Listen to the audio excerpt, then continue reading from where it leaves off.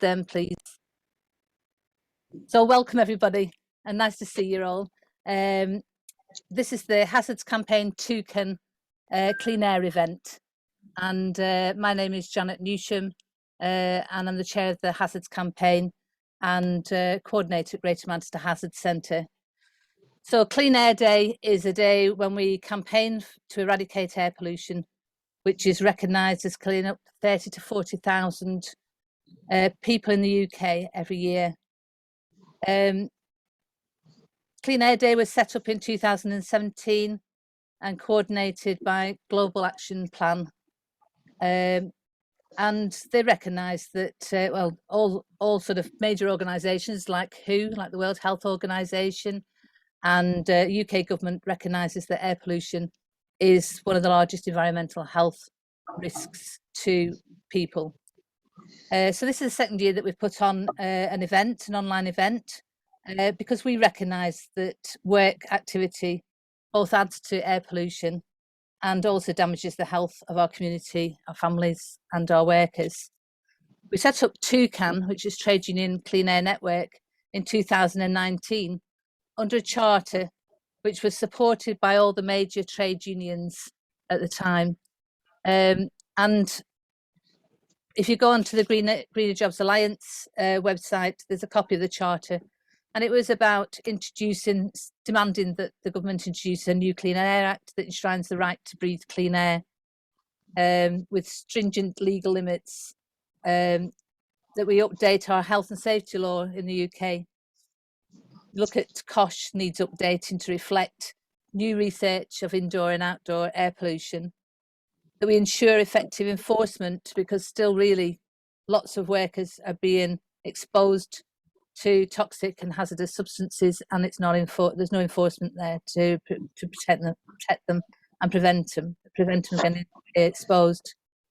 And that we know that we need to involve the workforce. So one of the major things is that we believe is that workers need to be involved in this process. It's no good just having environmental groups looking at it, and it's, you know, and we know that we're being exposed in the workplace and outside, but we want to make sure that that workers are involved in that process as well, and that we're protecting jobs. So, you know, the charter was quite an interesting process to get all different trade unions with all sorts of vested interests in the jobs that they do. But at the heart of any changes to protect workers, we must be protecting jobs and looking at just transition principles. And then also to rapidly expand clean and inexpensive public transport systems alongside investment in active transport to increase levels of cycling and walking, etc. You know, the greener public transport system. That was before COVID, wasn't it? And certainly there's been some big changes in COVID, not least, by the way, you know, and although we talked about the fact that air pollution went down, in some countries it didn't go down at all, it went up. And so it's not necessarily been the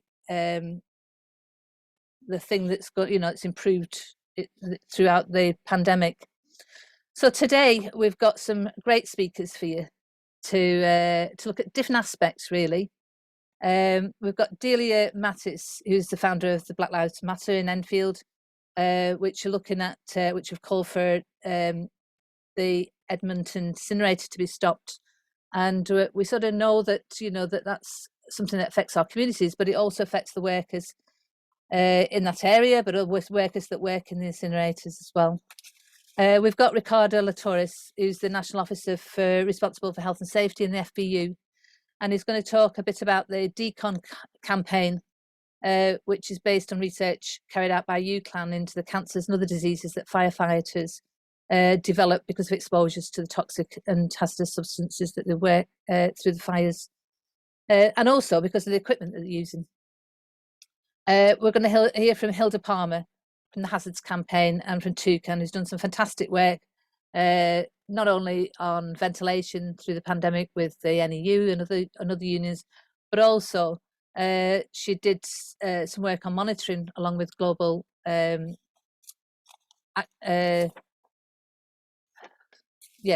GAP to sort of work with reps and workers to identify and monitor what they're being exposed to. And she's going to talk a bit about that and other things. And finally, we've got Tracy Edwards, who's the National Officer for PCS, Health and Safety, with responsibility for health and safety, who through the pandemic has been supporting reps with controls of the risks, and in particular in ventilation. She's looking at ventilation and has been working alongside a number of us, including Independent Sage and other trade unions and hazards campaign, to see if there's something that we could do to put more pressure on our employers to prevent exposures to COVID, but also, you know, as we go forward, that it's not, you know, want good ventilation, not just for COVID, but for life, really. We need to make sure that we're not being exposed to toxic air that makes us ill. So without further ado, I'm really pleased to introduce Delia to you. Delia Mattis, who's going to talk a bit about the Edmonton Incinerator campaign and what's going on down there. So over to you, Delia. I'll give you a 5-minute warning, if that's all right, or a couple-minute warning. How long do I have to speak then? You've got 15 minutes, 10 to 15 minutes. Oh, I can relax a bit. Okay, lovely, thank you. Good evening, everyone. It's nice to be here. It's nice to be in any space, actually, where we can continue to raise the issue of the Edmonton Incinerator. And so for those of you who don't know what's been going on, in Edmonton, we have an incinerator that's been going for around 50 years. It came to the end of its life, and instead of getting rid of it, as you know, lots of MPs, trade unions, campaigning organizations, researchers have said, they're expanding it. And so Black Lives Matter got involved, because the more we learn about what was going on is the more we got involved. And I think after our involvement in the campaign, it kind of catapulted the campaign because lots more organizations came and joined us. So Edmonton, incinerators are 30% more likely to be built in areas of great deprivation. That's a fact. And Greenpeace have done a lot of research on this. You can look them up and look at the research that they have done. And in inner cities, deprived areas are going to have a large percentage of Black and brown people. That's just what happens. So Edmonton is over 30% Black, over 60% Black, brown, or another ethnic or racial group. And this is typical of the areas where they build these monstrosities. What's wrong with it? Well, you can look at all of the things that's wrong with it. Let's look at health. We mentioned COVID. There's been lots of research that's linked COVID to air pollution. And Edmonton already has air pollution coming from the North Circular. I don't know if you know that road, but it's very busy and it's very polluted all of the time. Edmonton, because of the deprivation, it's overpopulated, and poor deprived areas are always like that. So you've got overpopulated air pollution coming from the North Circular, and on top of that, you've got an incinerator as well. So one of the things that really gets people going in the local area is when they learn that the incinerator is not just burning Edmonton's waste, it's 7 whole boroughs. And what that looks like in reality is lorries constantly coming in off North Circular and constantly leaving, dumping their rubbish there, and they're burning it. What's being burned is, and it's around 60% of what they're burning is plastics. How can that be the answer to anything? And the local residents are breathing it in. If we talk about particulate matter that comes from burning, and you know what goes into black bins, black and orange bins, what goes into them? Everything, like electrical, appliances, batteries, all and sundry goes in, and they're burning it. It's not as if they do any kind of recycling when it gets to the incinerator, they just burn it. And people are breathing it in. And we know from the research that particulate matter can travel many, many kilometers. And it's the ultrafine particulate matter that causes all kind of damage, that gets into your lungs. It can even get into your brain. It causes all kinds of problems. obviously, in an area like Edmonton, the health issues are disproportionate. And we asked for a health impact risk assessment, and they've said no all along. They won't even entertain the idea. And the reason the authority won't do it is because they don't want us to see the truth. It will be more damning than all of the research that we already have. They don't want us to see the truth. And I think that is a slap in the face to the working class people who live in the area and beyond. If we talked about COVID was mentioned by Janet, and how air pollution may have gone down, but there's so much research linking COVID to air pollution. And it's a respiratory disease, so it makes sense, right? You're breathing in air pollution, it's going to affect your lungs, and that's where COVID hit the worst. Edmonton was over 40% over the national average of contracting and dying from COVID. And even after that, and you know who were dying from COVID disproportionately, it's Black and brown people. You know, Black people 50% more likely to die from COVID than our white counterparts. And all of those things, all of those elements, you know, has an effect on those statistics. As a human being, you know, just with humanity, you would think that the authorities would listen and think, okay, these are some serious statistics, we're going to look into it, but they have done nothing. And so the campaign in Edmonton has, it's a difficult, because in deprived areas, what you need is you need community people to support these campaigns, not just seasoned activists like probably all of us in this meeting. You need community people.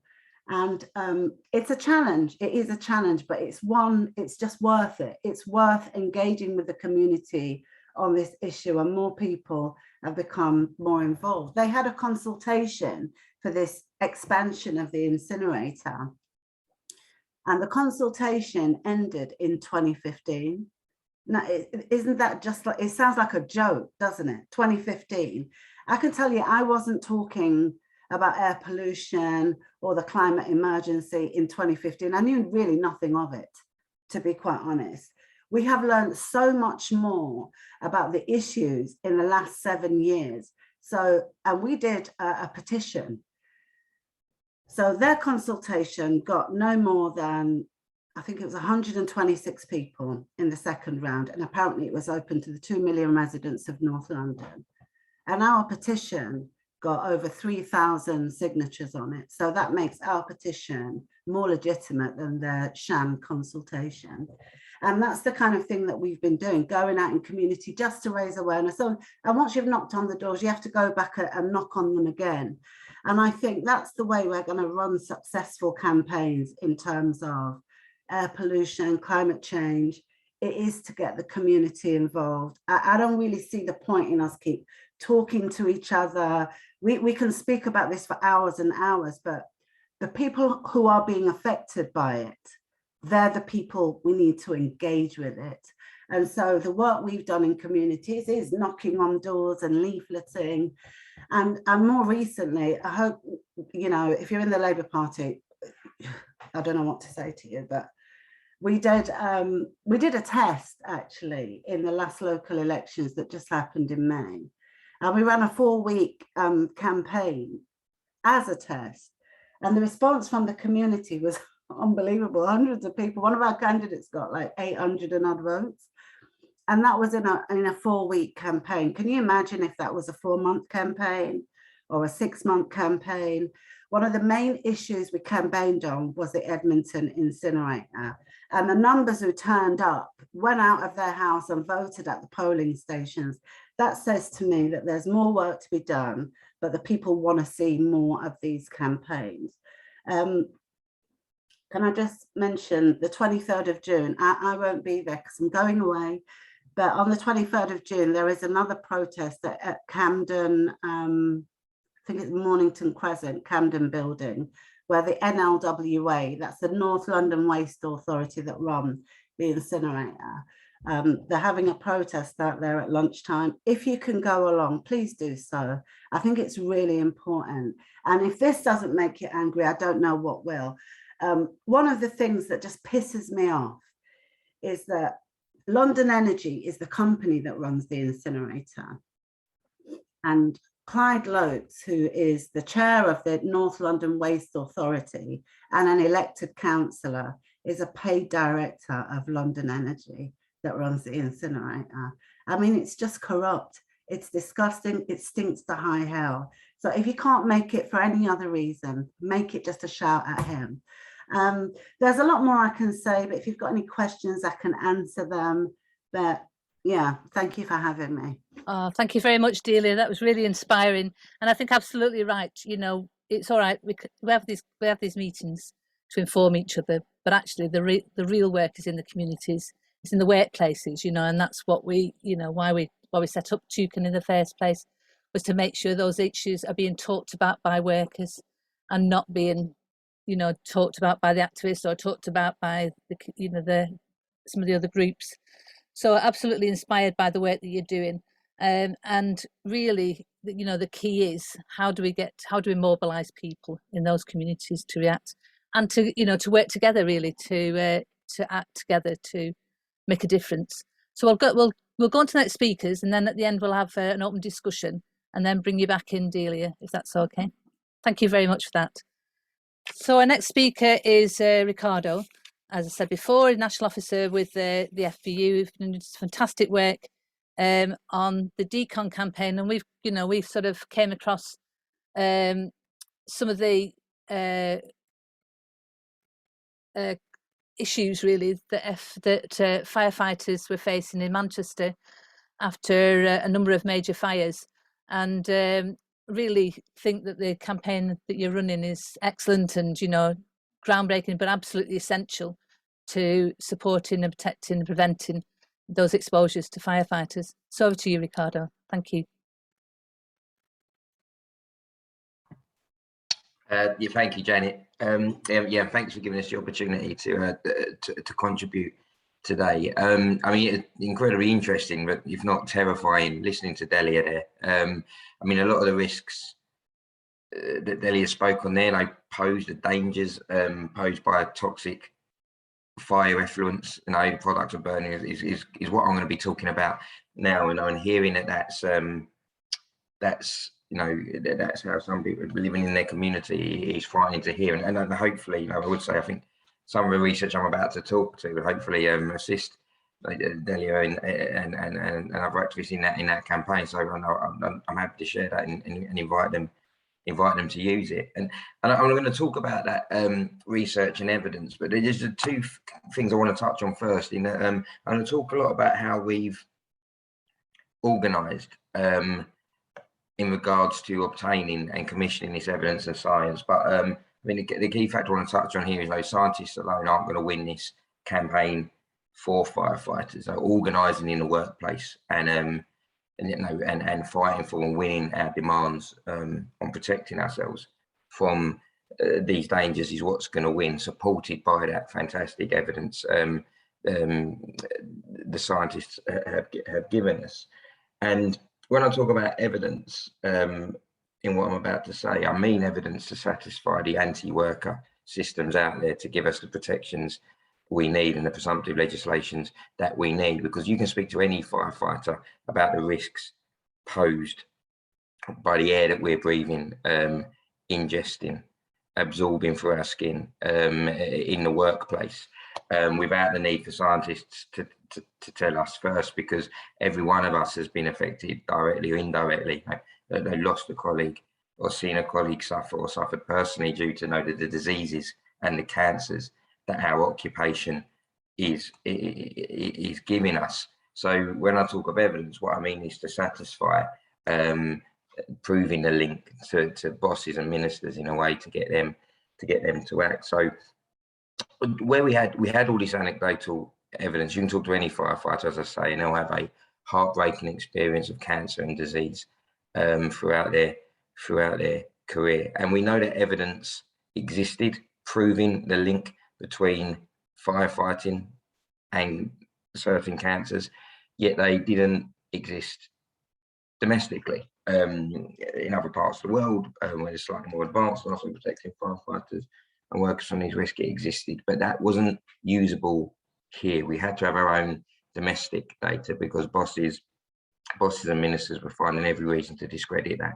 and say it didn't apply in the UK. So in the absence of the bosses doing it for us, in the absence of ministers doing it, we done what we do best. We organise and we look after ourselves. So we started something called the Firefighter 100 Lottery, which I'd urge everyone to play. 100% of the profits go towards communities affected by a disaster and health and safety of firefighters. And we commissioned the University of Lancashire to do the research that the bosses were refusing to do for us. And that research can be found on our website, so I won't go too much into the detail of the science of that, but what we done was we carried out the biggest survey of its kind of over 11,000 firefighters in the UK on the links between the occupation of firefighting and cancers and disease. We tested our workplaces, we tested our vehicles, our PPE, we've done literature reviews, and what we found, and although expectedly, was terrifying. It was everything that we believed through our lived experiences at work, but and more.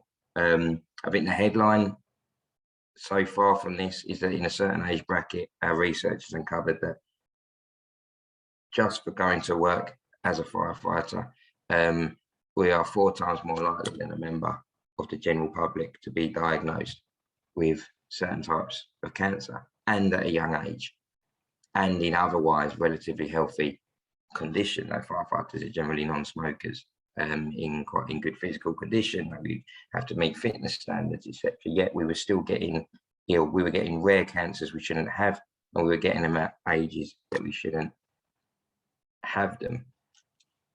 So we started to look at what we could do about this, and the evidence was clear. The toxic fire effluents, the sort of air that the Delia has just told, like the community is breathing in. We can't remove that in our job in all circumstances. Ultimately, firefighters will have to go into fires, will have to go into them atmospheres. But it doesn't mean being exposed to it is inevitable. There are steps we can take. There's political will, and there's the funding and the proper resourcing to do so. And quite simply, there isn't. So that's where we have to step up as a trade union, as organised workers, and demand that. So we've set out a interim report in the first instance. The project is no way finished, and there's a list of interim recommendations where we can start to minimise and ultimately remove the exposures. And not, when I say exposures, not just to us, because as I said, this research has revealed we're not just breathing this in. It's in there, it's in the air, it's in our vehicles, it's on our equipment, but we discovered that we're ingesting it, we're absorbing it through our skin and our hair, and these exposures are being increased by years of austerity. 11,000 firefighters being cut means that we are now at fires for longer. We've been exposed to these atmospheres for longer. We simply can't be replaced. We're going in more than once when we never used to. We don't simply have the equipment to change for clean gear as regularly as we should be. We don't have the numbers to get people back to being showering as quickly as we should be. And we also found out we're taking these toxic fire elements home. We're taking them home on our bodies, we're taking them home on our clothes, we're taking them home in our vehicles. And in fact, our families are also being exposed to these cancer and disease causing elements and particulates that are simply unacceptable situations. So we're calling on the bosses to act. Some are taking the easy, cheap bits to do, and some are doing nothing. We've had some come back and say, we're being sensationalist, that we're overrating, over-exaggerating the risk posed, when all the evidence, the largest study of its kind domestically, proves the complete opposite. But we started a campaign called the DECON campaign off the back of this University of Central Lancashire research carried out by Professor Anna Steck, one of the world's leaders in toxicology. She's been doing fantastic work to help protect the health of firefighters. And we created the DECON campaign because we can have all the science in the world. If we don't take it into the workplaces, if we don't organise, we don't demand it when bosses refuse to act, when ministers and government refuse to act, it means nothing. It's just a very clever sounding pamphlet. And that, again, isn't acceptable. So we started the DECON campaign to take this into the workplaces. And, I'm happy to say members have run with this, reps have run with this. So we've got posters, guidance, stickers about the dangers now in nearly every single workplace in the UK, put up by union members, not by the bosses. We created our own training videos. We used our members as the actors. We used the lottery fund to get professionals in to fund it, and we've now put training videos out there when there was a lack of training on these dangers. And I'm right to say the DECON campaign, the worker-led DECON campaign, is now the most spoken about project in this area within the fire sector. And I know I'm probably sounding repetitive here, but it's important. It was funded, developed and delivered by workers, by trade union members, not by bosses and not by government, although now they're starting to sit up and listen. Yet we can't just put it all down to behaviours that we can take in work. There are behaviours we can take in work, but we need to be putting in the systems, the safe systems of work that only the bosses can fund and deliver. And that's where we need to be campaigning. We also need the proper legislation to compensate those firefighters who do still get ill. At the moment, there's denial that these are occupational diseases, occupational cancers, and therefore all the burden of proof, as people in this meeting will know, is on the worker to prove they did get it at work, rather than the bosses having to prove that we didn't. A massive difference there. So this isn't over. We need to now develop our campaign further. We need to be organising to get the proper cleaning methods in place, get fire stations built in the correct way, get the proper PPE, get the proper resources to be able to use it, so that we can move on. So we've developed a firefighter cancer and disease registry. Incidences of cancer in firefighters wasn't being recorded by anybody. So again, we've created that registry together with the university, and it's that data that we are now going to use to continue our calls for prevention and funding, continue our calls for presumptive legislation. We've got further papers coming out in September with more statistically significant evidence coming out of this research. I've just seen in the chat, so you're absolutely right. It's not just the products of fire. It's within within PFAS, of course, within our firefighting foams, within our PPE, and that's going to be the next stage of our project, looking into that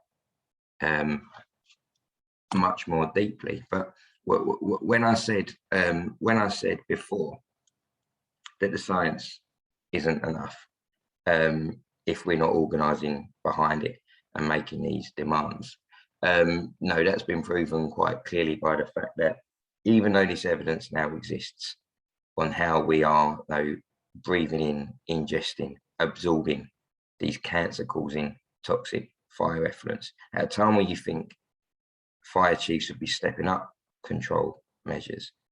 In fact, the actual thing that we're facing now, our other campaign within the Fire Brigade Union as we speak, is a breathing apparatus safety campaign.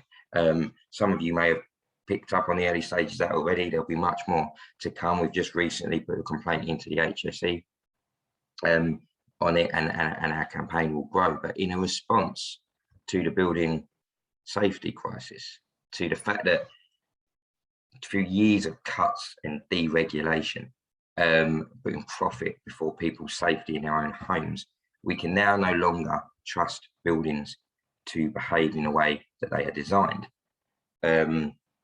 They could look to those responsible for that, They could regulate, they could change how we build buildings, but instead they seem to be coming for firefighters' health and safety in a cheap way to paper over the cracks. So to get us higher up the buildings now, because they can no longer trust the building in regards to people staying, living higher up there. They're now asking firefighters in those circumstances to not don their breathing apparatus equipment. So now we know more than we have ever known about how dangerous the atmospheres we're going into are. The National Fire Chiefs Council, and therefore some of their members, some chief fire officers, are now removing PPE from firefighters, lowering our safety to a level lower than that which we know is practicable to achieve. Removing a control measure they've previously identified, all they know is that the atmosphere is more dangerous. Removing that control measure, which has kept firefighters alive for decades, in an attempt to help their political masters paper over the cracks of a building safety crisis. And it doesn't even achieve that. Removing safety from firefighters does not make buildings safer in any way. Dead and injured firefighters cannot rescue anyone.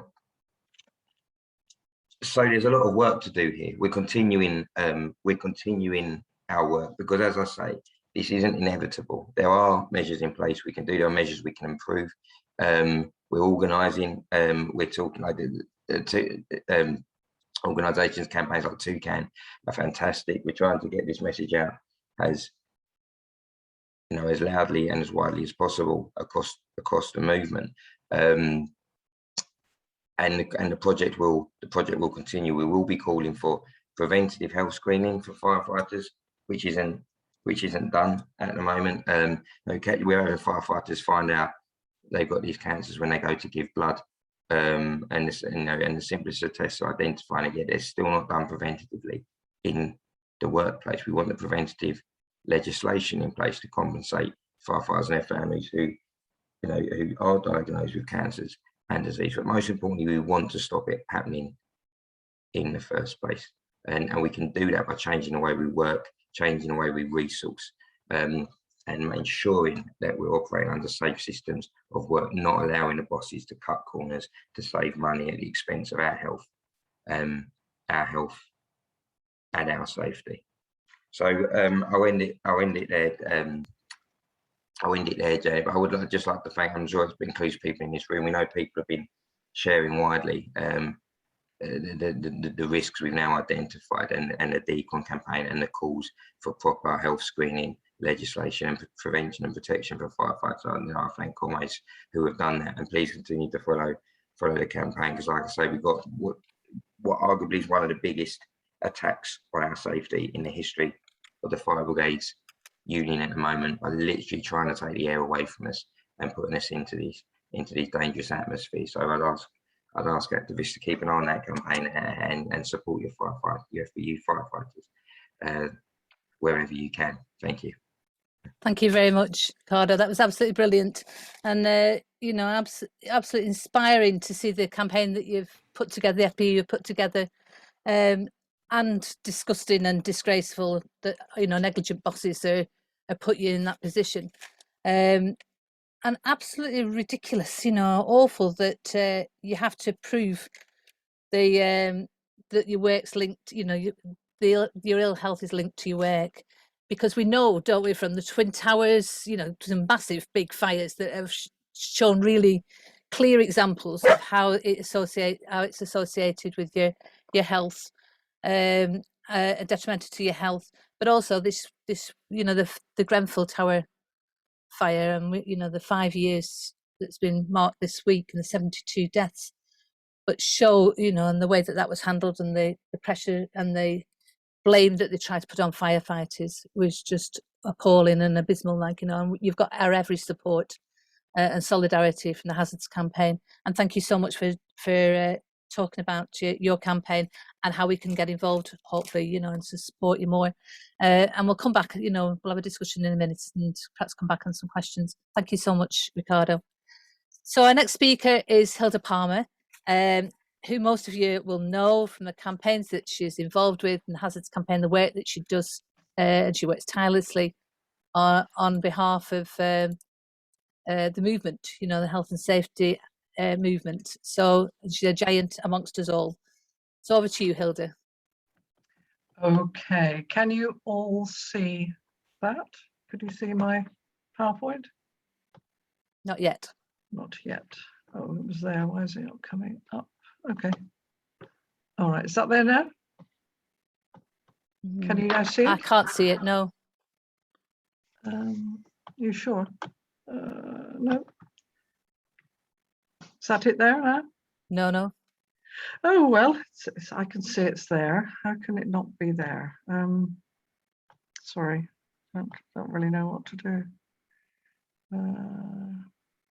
How do I do that then? Oh, I know, I didn't share my screen, that's why. Sorry, it's my fault, it's my fault. Where's share screen? Have you enabled me to share the screen? Yeah, should be able to co-host. You have. It's my fault, sorry. Yep, is that right? Yes. Yep. Yeah. Okay, right, I need to, oh, how do I need to go away? I need to do the, I can't get into the, oh God, what was it? Sorry, I can't move the thing to do the, can everybody see that though? Can we just get ahead with that even though I can't open it up fully? Yeah, is that all right? we can see everybody it. that? Okay, Yeah. Let's just do that then. I'm not going to say happy clean air day because we don't live in clean air, as everybody, as Delia and Riccardo have just made very clear. We actually live and work in a toxic soup of chemicals which do us a great deal of harm and very little is being done. I think it is important to remember that air pollution is bad for every cell and organ in our body and does us all enormous amounts of harm.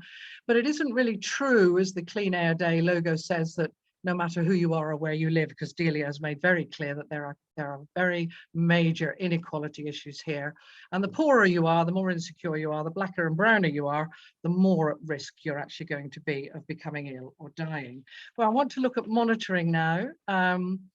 And look at how monitoring makes visible air pollution at work and the harm it causes and enables action, because that's what we're really looking at. We don't just want to measure it for the sake of it, we want to actually stop the problem by carrying out action. So indoor air pollution causes ill health on an absolutely massive scale. It's a major workplace issue and has been for many, many years, but COVID has helped to expose the issue.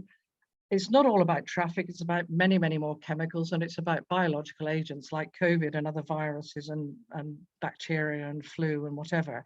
We spend 90% of our time indoors, and indoor air can be 2 to 5 times more polluted than outdoor air. And we wouldn't drink filthy water, but we only drink about a few litres of water a day, but we breathe up to 11,000 litres of air. So the toxins in the air make more of a difference and cause more harm.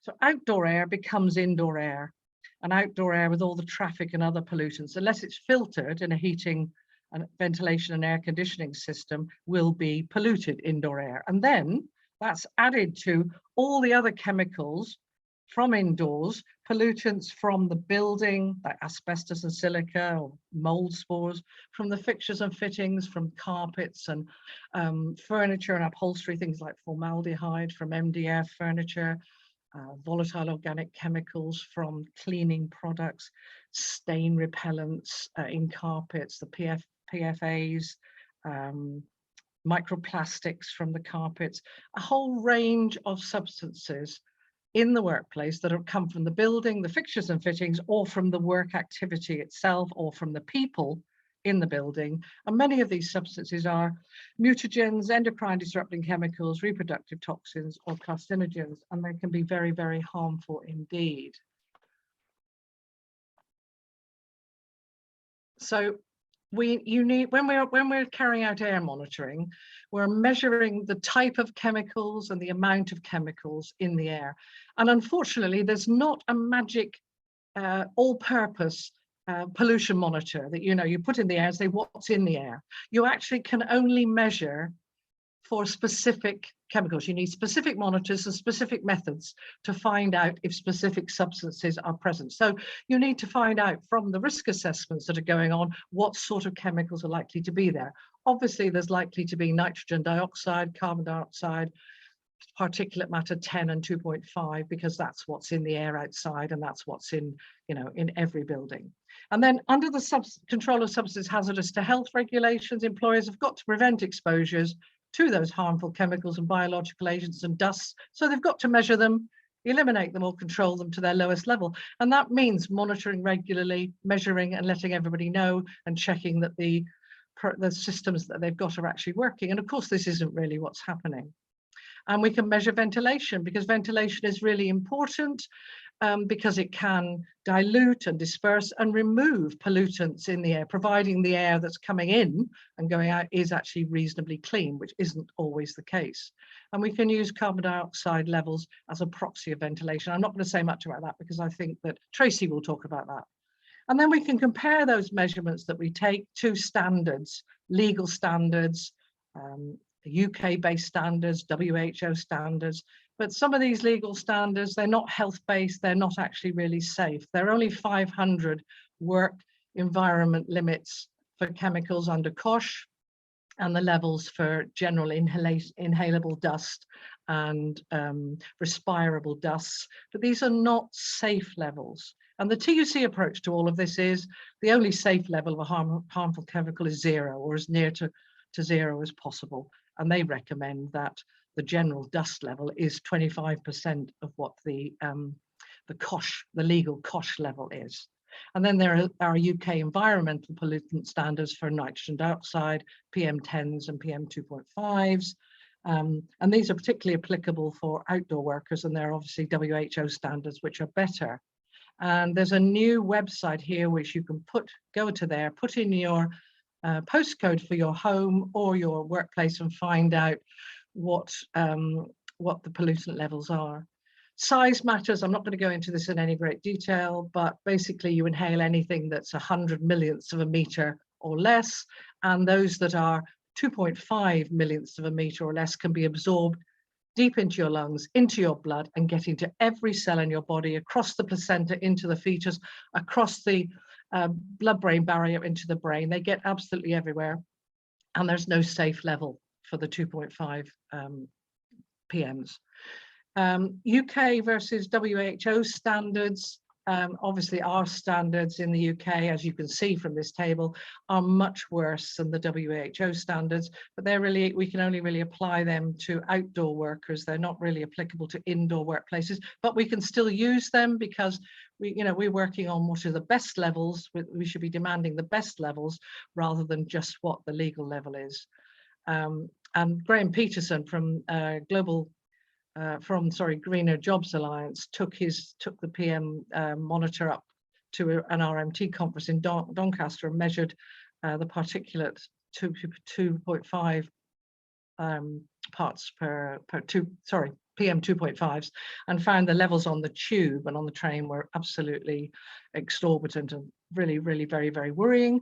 And Willie, who's on this call now, will tell you that there are certain types of train which are phenomenally more polluting for particulate matter than other trains, and there's got to be a reason for that, and there's got to be something done about that.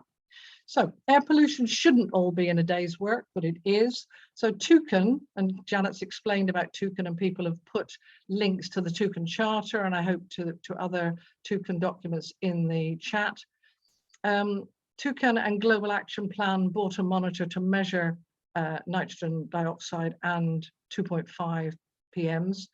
We did training in this, we've lent it out to workers, and we've collaborated in a project with Global Action Plan with manufacturing workers in Unite and the CWU.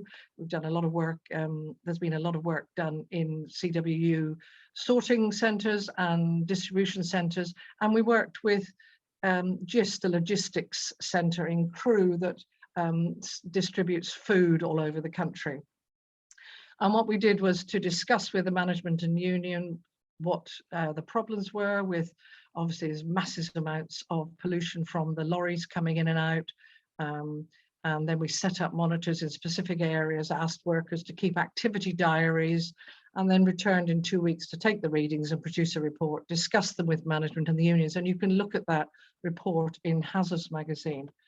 And some of the things that we find, these are just some of the results, which we found in the vehicle maintenance unit and in the warehouse. And then we looked at these and tried to see, you know, what could actually be done about them. And obviously there were very high PM 2.5s, and some of it was about, you know, there was a heating fan in the warehouse area which was distributing dust, and that was immediately switched off. New filters were fitted, and the company immediately put out a tender for a £75,000 new extractor system. So that was an absolutely massive win immediately. The PM 2.5 levels in some areas were 3 times the World Health Organization level. Nitrogen dioxide was also up, but obviously there's a lot of diesel pollution there. And one problem that was very much identified was that there were refrigeration units going all day and night using red diesel, a really dirty fuel, powering the refrigeration units. And that was creating a huge amounts of extra pollution and nitrogen dioxide, as well as particulate matter. And they're now, GIST is now looking into reducing diesel fumes by trialing liquid nitrogen and electric freezer units. And they're also looking at hydrogen vehicles and all the rest of it. So it's had an absolutely major impact on what's going on in that workplace and on the trade union working with management to actually make the workplace a great deal safer. And I think it's worth remembering that workers are the canaries in the system here. Workers are usually exposed to pollutants first, exposed worst, and considered last. And this is just a very quick, rough sort of comparison showing the PM10 standards for WHO standard for the environmental standard with the indoor standard that workers are allowed to be exposed to. And you can see it's a great deal worse. So this is something that we have to work on. CO2 monitors can make ventilation visible. This is really important here. I'm not going to go into this because I think Tracy's going to talk about that. Because we breathe out carbon dioxide and it builds up in poor ventilation, we can use it as a rough proxy of measure of ventilation. And we would say, and experts would say, that 600 to 800 parts per million equals a well-ventilated room. And while HSE agrees it won't enforce to that, and over that level, we should start to act. And that's really because the more the CO2 builds up, particularly during the COVID pandemic, for every 400 parts per million of carbon dioxide above the background level, that means that's 1% more of other people's exhaled breath, which may well contain COVID. So I won't go into that in any more detail. So really what we're doing then is all the information that I've been talking about. You have to find out what's going on in your workplace. You have to talk to the safety rep, should be talking to workers, carrying out inspections and surveys and mapping, asking employers for the monitoring. Employers should be doing this monitoring. It's useful if we can do some monitoring on our own so that we know what they're doing and we can challenge them and hold them to account, but they need to be doing this and they need to be buying the expensive monitors and doing this work on our behalf. And you need to look at all the chemicals that are coming into the workplace, look at the safety data sheets, look at the hazards, look at what's arising during the work activity, map it out across the workplace, make sure you're looking at all the different sorts of workers, cleaners, outdoor workers, drivers, different types of workers. Women are more harmed by chemicals than men. You have to look at all these sorts of things, make a list of all the hazardous substances, look at what you can do, come up with a plan, and there's lots and lots of extra information there for you. And I will call it a halt there. That's absolutely brilliant, Hilda. Thank you so much for that. And I think, I think the message that comes across is that, and it's a message that's come across from all three speakers so far, is that nobody's going to do it for us. Employers are not doing it. The people that are responsible for enforcing it are not checking up and making sure they're doing it. So we've got to do it for ourselves. And, that transparency of information is absolutely vital to get workers to act and to be protected. So we'll move on to the last speaker, which is Tracy Edwards, who's been doing some fantastic work through the pandemic, as I say, with her safety reps in PCS, and has been involved in the IndySage collaboration on the safety charter. And over to you, Tracy. Thanks, Janet, and thanks for the invite. Always a pleasure. I just wanted to start off with a quote, really. The Journal of the American Medical Association recently published an article stating we have a once in decades opportunity now exists to make sustained improvements to public and private indoor air quality, reduce COVID-19 risk, and improve school, workplace, and consumer health and safety. And I think that sentence really encapsulates what we all know already in the trade union movement and the safety campaign movement. But instead, we have a government and employers who continue to refuse to look properly into long-term investment solutions. As Riccardo has pointed out, in our union as well, some employers will do the kind of the easy bits and pieces, the sort of CO2 monitoring, that type of thing. But when it comes to looking at buildings and looking at indoor air quality, it's obviously not just the risk of COVID-19, and the previous speakers have outlined eloquently. I don't really need to go into much more detail about the risks associated with poor air quality and air pollution, and the point that Delia makes around the fact that people are suffering with COVID worse if they're in polluted areas. It also affects our cognition. We're more prone to coronary heart disease, stroke, asthma, and lung cancer. So, as we know, there are measures that employers can take to reduce the risk and to make improvements. Hilda's gone into some of them.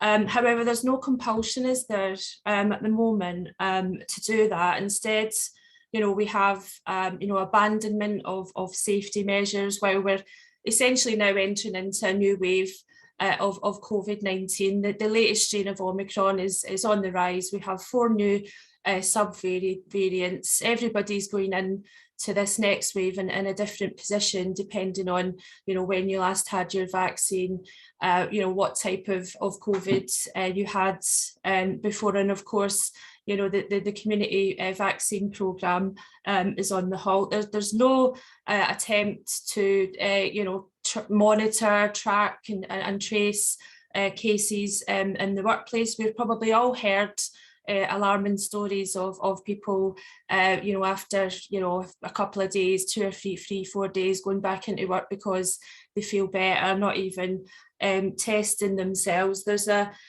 sort of a shift really in terms of quite a lot of people, and that would obviously be the 3 million clinically vulnerable in this country are still the minority when it comes to wearing face masks when out in public.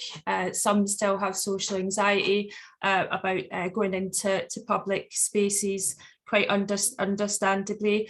But we also have a sort of an attitude of we're sort of past it now. We're sort of living with it. But what I have to say is that I have noticed as well that there are an increasing number of people I know who are being infected. At the moment, there's an increasing number of people I know who are developing longer term symptoms as a result, particularly younger people. And the Omicron wave seems to have, seems to be showing a higher prevalence of long COVID, reported long COVID cases, which are at a staggering 2 million at the moment. So obviously, but with all this being allowed to run loose, with a government that would rather spend time ripping up the Human Rights Act in order to implement its racist immigration policy, without the trade union movement and the safety campaigns that are currently around, we wouldn't even be talking about a preventative approach, but that's exactly what we need. We're heading into a public health crisis, into the autumn. It will be interesting to see how the government and employers respond to this next period.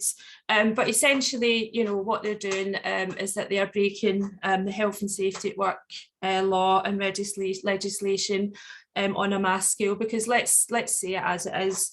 They're replacing the less dangerous, i.e. the safety measures that were in place to keep everyone safe, with the dangerous. They're eroding our health, safety and welfare on a long-term basis, not to mention the psychological impact that this is having on workers in terms of being forced to return back into the office when they don't want to, in terms of having to come in when they're ill because they're not being paid sick leave, or the long-term consequences of the fact that we're developing long-term health problems as a result. And of course, as Riccardo pointed out very eloquently, we're seeing no enforcement action on a national scale. The crisis of long COVID is so high at the moment that there was a Times Education supplement article that came out talking about the fact that schools are facing a third of workplace challenges as a result of people being off are affected by long COVID. So quite rightly, the National Union of Education Teachers Union are calling for people to have 12 months paid leave if they have been diagnosed with long COVID to recover. So when the latest wave started, this current wave, and I would encourage everyone, if you haven't already, to look at the Independent Sage weekly briefing, which came out on the 10th of June, which was last Friday, because that will set out where we are with the virus. But it seems to me that there's no one really in government looking at any of this now. There's certainly nothing coming out. So again, that's further compounding health inequalities, and the points have already made that the poorer you are, you're more likely to live. You're more likely to be affected. So it really is a question of figure it out for yourself, get on with it. And don't come trying to us if you become ill. So really the question of clean air for all is a really vital one, not just for the reasons that we've all discussed tonight, but really workers in this country and internationally deserve better. We should be talking about the idea of the right to have clean air for all as a similar to when we're similar to around the campaigns around wearing seat belts or around asbestos. And I think that with many believing that COVID is over, or we just have to get on with it, there's a real job of work to do in order to cut across misinformation and to provide good quality advice and to support trade union safety reps in terms of winning improvements. And there's also the question of how do we build solidarity in the community so that we can make this a community issue, so that it becomes the norm that we expect clean air for all. So PCS was one of the first unions to back the COVID safety pledge, and I'm just going to share where we're at with it at the moment.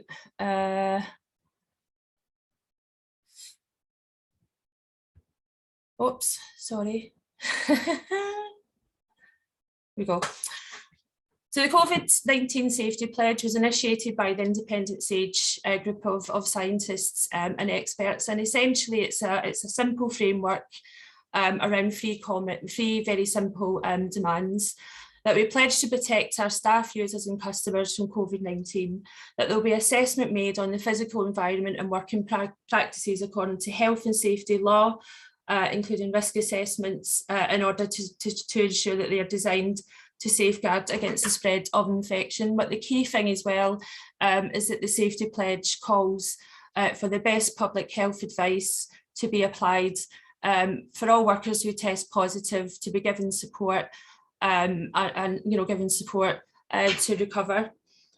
So since the 1st of May, the COVID-19 Safety Pledge Coalition, or task force, if you like, and Janet has been involved in that. We've been meeting to discuss, how we can take the pledge forward. So far, we've got the support of a number of union organisations. If you look at the list already in such a short space of time, it's quite impressive. We have the Scottish Trade Union Congress, who obviously represent, trade union members across all sectors in Scotland. We have the PCS My Union, which represents civil servants and museum and gallery workers. We've got the University and College Lecturers Union, representing those in higher and further education, and the largest public sector trade union in the UK. We also discussed about the issues around public transport and the toxic levels of air pollution that transport workers have to face. So we're delighted that the RNT are now officially backing the pledge as well.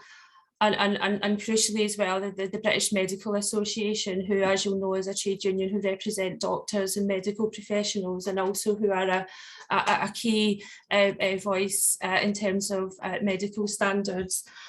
With the help of the National Hazards Campaign as well, who are behind the COVID Safety Pledge.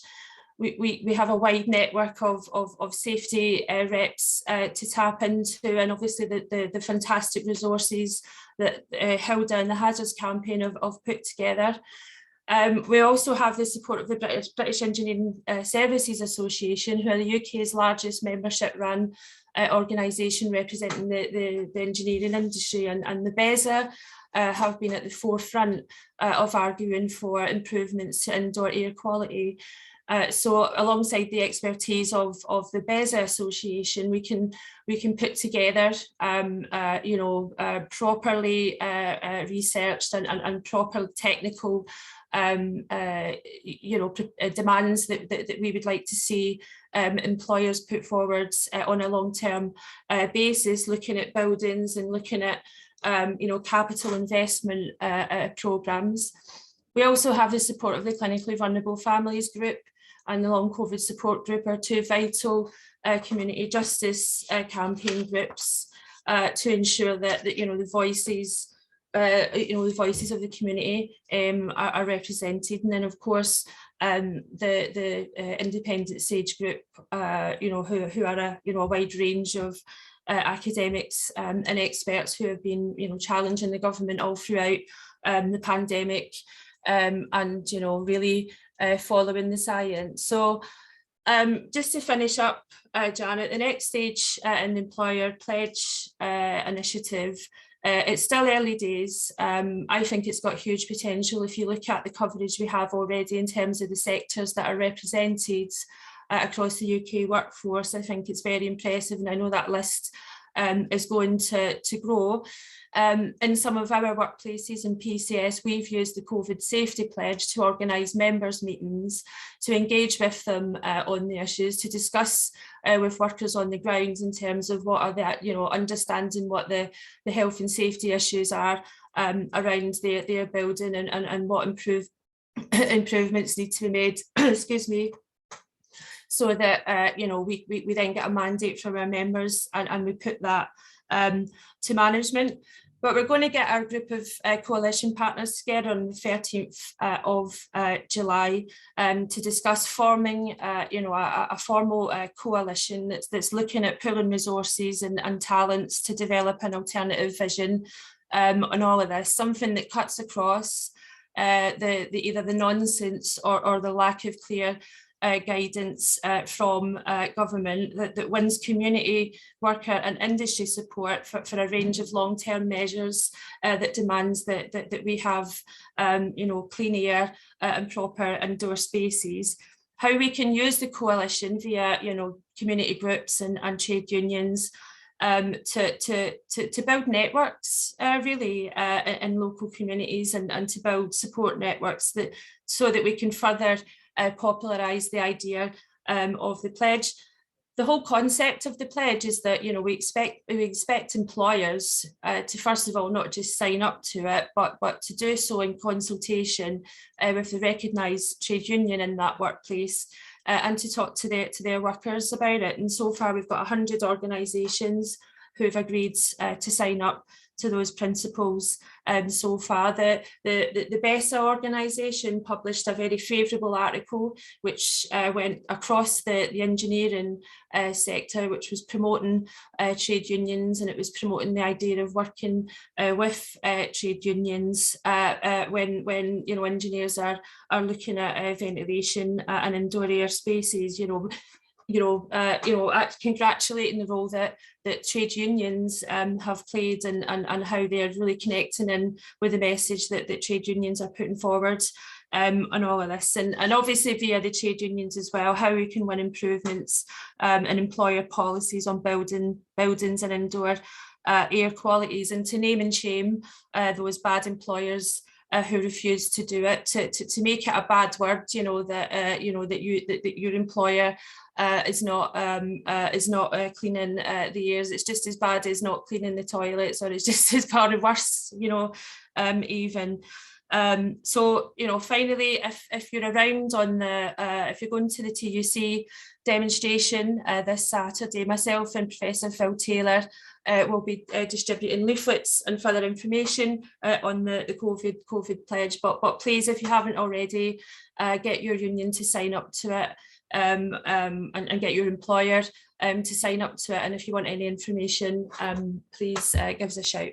Thanks. That was absolutely brilliant, Tracy. Thank you very much. And great to hear about all the organisations that are involved, and the work that's being done within PCS as well. And why wouldn't you improve? Why aren't our employers? Why aren't the businesses improving our outside and our inside air if it's going to keep people safe and healthy? The consequences of it not being controlled, not having proper air quality, is that people are dying.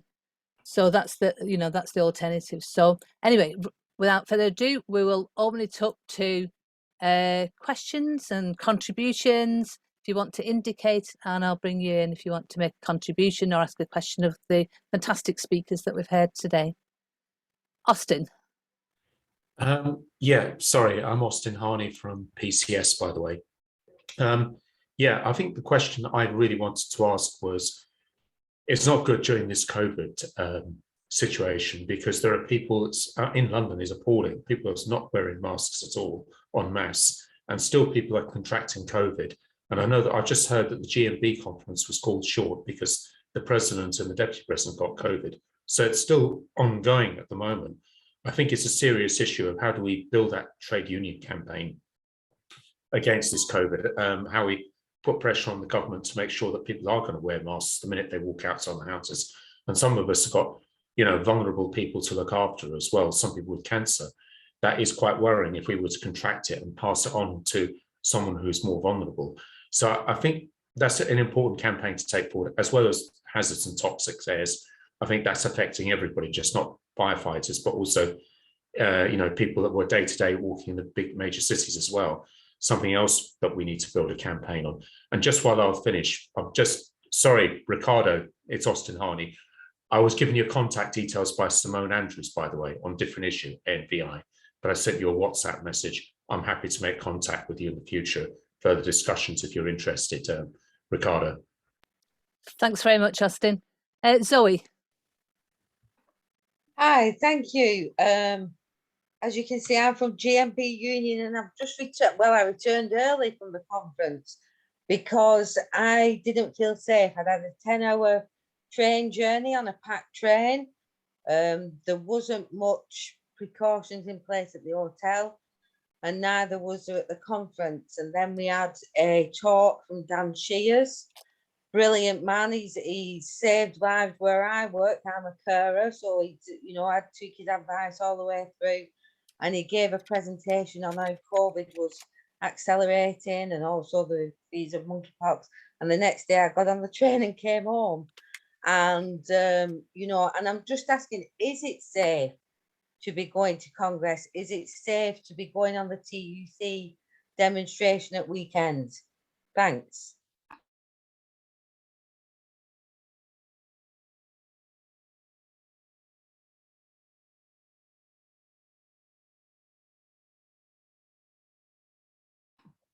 Sorry, Nikki, I was on mute.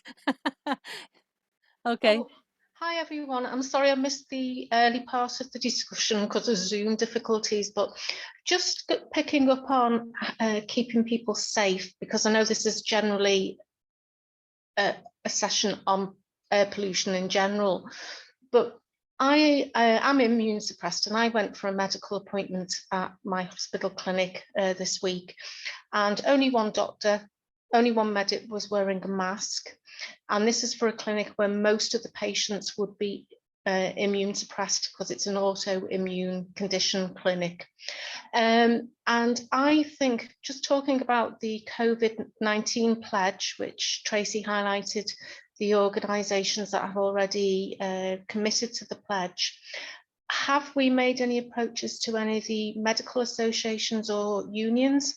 Because if medics are sort of now not wearing protection, shall we say, because they think it's endemic as opposed to pandemic, and I do understand those differences. I think that might be something that it might be worthwhile getting engaged with, and again asking Independent Sage, because we're using these arguments in our workplaces, and even we're talking about our conferences, and yes, if the people who should be leading by example are not, we've got a bit of a problem.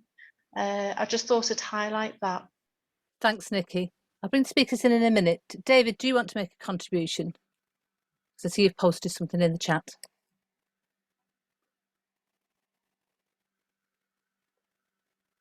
David, yeah, you're on mute. Sorry, I did press it, but nothing happened. Yes, I did just post on that. I am a doctor. I've recently worked for public health. Vaccines can't be relied on their own. I don't think it's safe to attend mass rallies or to travel by public transport at the moment, and that's for ordinary people.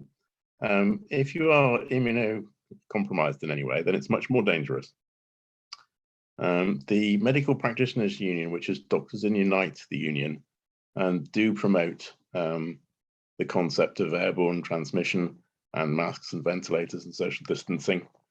I believe that all healthcare staff should still be wearing masks to protect particularly the more vulnerable patients. But some people are more vulnerable, but we are all vulnerable.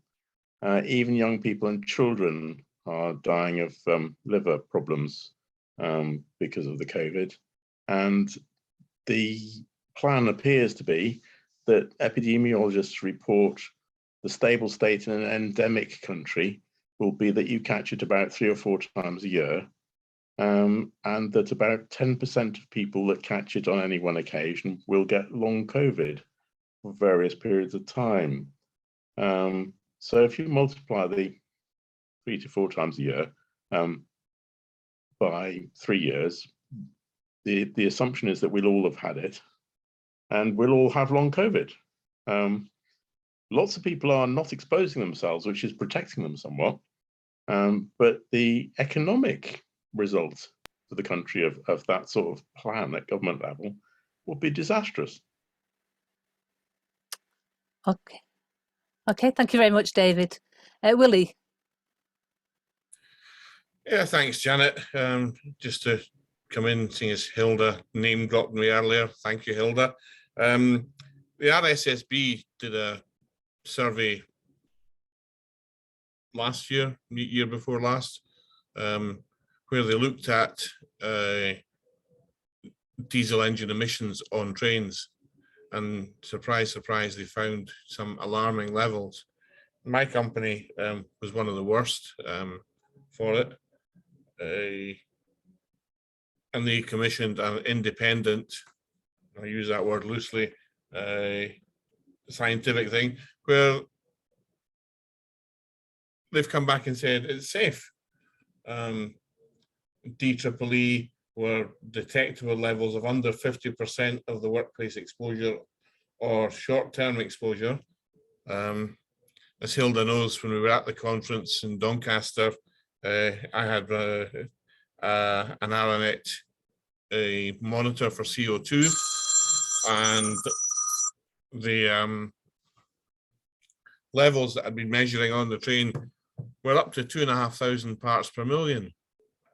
And that was, the carriage was sitting at over 1,500 regularly on the journeys I've been taking. Raised that with the employer, and surprise, surprise, this independent report has come back saying that the CO2 levels are between 300 and 900 over an 8-hour time-weighted average. It beggars belief that you've got one group saying there's a problem, and yet other groups are saying there isn't a problem. There's something out there that needs to be doing, and I'm glad to be on this. Thanks, Willie. I think that's a really good point, you know, and I think I was on a Zoom this afternoon, and they were talking about CO2 levels within McDonald's and within the underground, and actually they were fairly similar, and they were both bad and both not being controlled. So we need proper ventilation wherever we work, proper air quality wherever we work. Bring Hilda in now, please. Okay, that's really useful what everybody has said. That's absolutely fantastic. I'll just say to Willie, levels of 300 parts per million of CO2 would be absolutely astounding, given that 400 to 420 parts per million is the background level. So somehow these trains are managing to clean the air, make it better than the air they're taking in, which is quite ridiculous. Very good what David and Nikki and everybody else has said. And I am very concerned about this. Janet and I have attended some trade union conferences, and we have tried very hard to make sure that these conferences are made as safe as possible by insisting on better ventilation, you know, and levels of CO2 below 800 parts per million, and HEPA ventilation and all the rest of it. And I have to say, as a trade unionist for over 30 years, I'm actually, frankly, pretty pissed off with trade union leadership who've gone along with a lot of what the government is saying, and all the nonsense about pretending COVID is over when it absolutely isn't. Vaccinations won't work. We have to prevent transmission. Getting COVID doesn't actually make you immune. The BA 4 or 5 wave that's coming now, you know, looks like people will have no immunity to that from previous Omicron waves. It's a really, really serious issue. I'm very, very concerned about it. And I think our trade union movement has let us down on this. And I have to say that I also agree with David that attending mass rallies and traveling on public transport, even if you're wearing an FFP3 mask yourself, without better ventilation, better HEPA filtering, and everybody wearing source control masks to reduce the aerosols in the air that might be contaminated with COVID, is not safe. And for people who are clinically vulnerable, it's totally unsafe altogether, and they are having to isolate themselves from the whole of society. And the false dichotomy about health or economy is being shown up for what it is, absolute nonsense, that if we don't prevent COVID infections, if we don't prevent long COVID, we are decimating, and worse, the population, and we are decimating our economy. And I think that our trade union movement is going to have to think about this again, and we are not dealing with this and not challenging the government sufficiently on this. Thanks, Hilda. Tracy, do you want to come back? I'll do it in reverse. I'll do it in reverse order. It wasn't really in reverse order then, wasn't it? Yeah, no, it's been a fantastic discussion tonight, and thanks for all the contributions. And I think that just to say, I mean, I think that the employer safety pledges came at quite a good time, because a couple of the trade unions, and Nikki's not here now, so Stan's going to answer her question. A couple of the trade unions that have signed up to it is actually the British Medical Association, who represent doctors, and Unison, who represent healthcare workers, local government. And obviously as well, we would love if the Doctors in Unite would be interested in, you know, becoming part of the coalition. I think it's good timing because, as everyone has said, you know, COVID isn't over. That there is a general sort of feeling in society that it is. There's still a, you know, and I blame the government for this, that there's been a, you know, the measures that were put in place, you know, we've had a lot of authoritarian messaging. You know, we've had, you know, people being threatened with a fine if they go to the park at the start of the pandemic, and yet, you know, we find politicians partying it away in Downing Street. You know, we've seen an infringement on our civil liberties, etc., etc. So no one's coming to save us. I think is the issue, and I think that, you know, we've been battling as well in PCS against employers who just refuse to actually take into account actual proper evidence-based, you know, health and safety concerns that we are bringing to them. So the question of, you know, keeping health and safety on the agenda, making sure that we've got a range of trade unions represented where we can unite around a common agenda on this, to make sure that, you know, we're putting forward the correct demands, the correct information, and crucially as well, the necessary support that we're going to need to provide reps and workers on the ground, you know, to fight for all this stuff. So I'll leave it there. And in fact, I've learnt so much tonight, as usual. And if anybody wants to contact me for further information, I'll pop my email address in the chat. Thanks, Tracy. And I'll just point out that this has been recorded, so you'll be sent out the link to the event and also any information that's been shared. I'd like to bring back in Riccardo, if you don't mind. You know, I think what it's shown, I think, from the discussions and what's been said, how important it is that we are campaigning, that we are doing that work. You know, as Tracy said, nobody's coming to save us. It's about workers saving themselves, and our employers are not going to do that. So is there anything you want to add, Riccardo, to what you said before? Yeah, just briefly as well, and to build on your last point there, Janet, I think it's absolutely essential that we highlight the importance of campaigning, but also like externally in pushing our message on safety matters, but also internally. I think you know, what this period has shown is, one, how important the role of our safety reps are within trade unions, within the workplaces, and also that we appear to have, you know, we have an emboldened boss class at the moment. With everything that's coming, it's only going to get worse. Austerity means attacks on our safety in the first instance in almost all cases. We've got a real scrap on our hands, and we need to be militant and combative in our workplaces on matters of safety. I think sadly, you know, you've been having a discussion there, we've seen it throughout this pandemic. I touched on regards to a slightly different subject, regards the carcinogens. The science is vital, the evidence is vital, but we've seen emboldened bosses are willing to ignore it at every turn. It has to come hand in hand with like confident and organised workers within workplaces that are making these demands and refusing to settle for less. So yeah, I mean, the trade unions, safety reps, we all need a bit of a health test. Our safety reps are knackered. You know, they've been fighting like hell for the last few years. I think on our structures, making sure we're getting at least our minimum rights within the workplace in regards to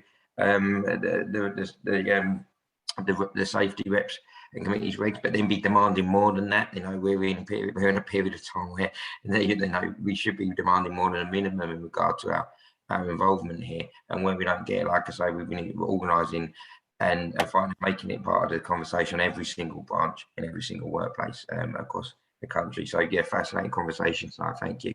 Thank you for involving us. Thank you, Riccardo. And I think there's a point you made before about people before profit. You know, this is a real scrap that we're on, you know, and I think the new course in TUC is from resilience to resistance. That's absolutely where we're at the moment. You know, we're not complying, we're resisting what's going on. And that's how we get involved in our workplaces, but we also get involved in our communities. And it's been really great to hear Delia tonight. And, you know, over to you, Delia, for the last words. Yeah, thank you. Absolutely fantastic meeting. I really appreciate being here. One of the most impressive thing about our campaign against the incinerator was the solidarity, actually. It was trade unions, Southeast TUC, all kinds of campaigning organizations that eventually joined us. And it was amazing for the people of Edmonton, you know, that come out on the streets when we're out there protesting and to see solidarity in action. That's the great thing about what we've been able to create. And that makes our fight ever so much more powerful. And by the way, we've got FBU in Enfield. I don't think they've ever been to one of our protests. It would be lovely to have them.